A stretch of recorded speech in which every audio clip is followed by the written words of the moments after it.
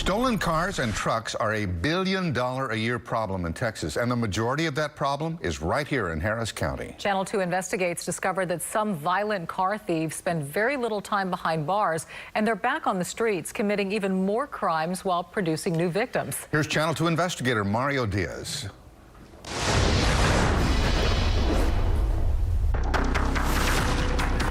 These professional criminals, they're breaking into cars, they're stealing cars every day. When it comes to automobile burglaries and thefts, the bottom line is simple, yet infuriating for victims. It really sucks. It is very troubling because it's only getting worse, and we don't have the resources that we need to address the problem like we should be able to. Lieutenant Tommy Hansen of the Galveston County Sheriff's Office has been on the clock for nearly 40 years fighting automobile theft. I've been working vehicle crimes since 1981. He is also the board chair of the Motor Vehicle Crime Prevention Authority for the state of Texas. It's a $1 billion a year plus business in Texas. Especially costly in our own backyard. National Insurance Crime Bureau statistics list Houston as one of the worst major cities in the nation. This hits everybody. Sergeant Tracy Hicks has been a member of HPD's Auto Theft Task Force for the last 14 years. My squad specifically, we deal with, the career criminals. Channel 2 Investigates spoke with members of the state's task force this past spring. In their 2017 findings, identified over 1,100 offenders with 3 or more offenses of motor vehicle theft. Unbelievable and unacceptable. Tina Kingshill is a 64-year-old Houstonian who knows firsthand the violence that comes with automobile theft. Get out of the car. I have a gun and I will shoot you. And that was it. I mean, it was that quick.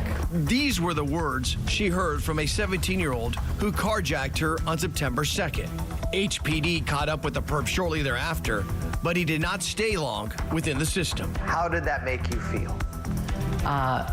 Angry, very angry. Kingshill said her assailant should never have been back on the streets so quickly, but a personal recognizance bond is what allowed for a rapid return to a life of crime.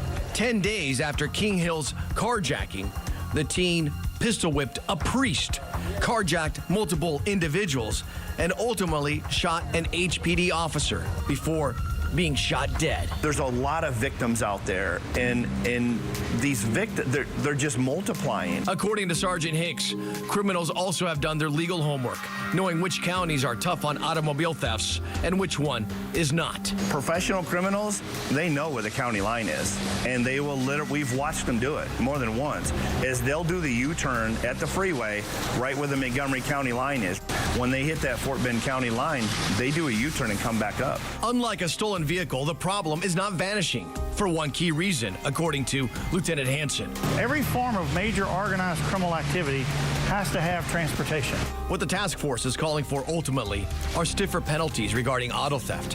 However, a temporary fix for now is enforcement of the law to the fullest by prosecutors and judges. We know that a lot of these victims wouldn't be victims if we could have just kept this guy in jail a little bit longer.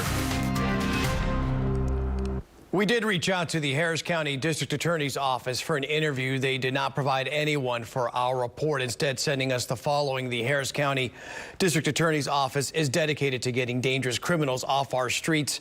Auto thieves are no exception, and the increased number of felony auto theft cases that our administration has prosecuted clearly reflects this. We urge judges to consider public safety as they set bonds that are appropriate. But again, Lieutenant Hansen says that he and everyone else on this task force are just asking judges and prosecutors to punish to the fullest extent of the law. In fact, Hansen says he's looking at potentially having prosecutors get embedded inside the task force to better understand how big and how massive this fight is for them. Yeah, the police chief and the sheriff begging these judges to keep these people in jail instead of letting them out. And as we were just talking about, this is something that impacts everyone, because at the end of the day, when you see those stats, it's going to impact our insurance rates, and we're paying for it. They're asking for Everybody does. Right, and they're asking for tougher crimes to help eliminate future crimes. Yeah, well, or tougher penalties, I should say. Yeah. Right.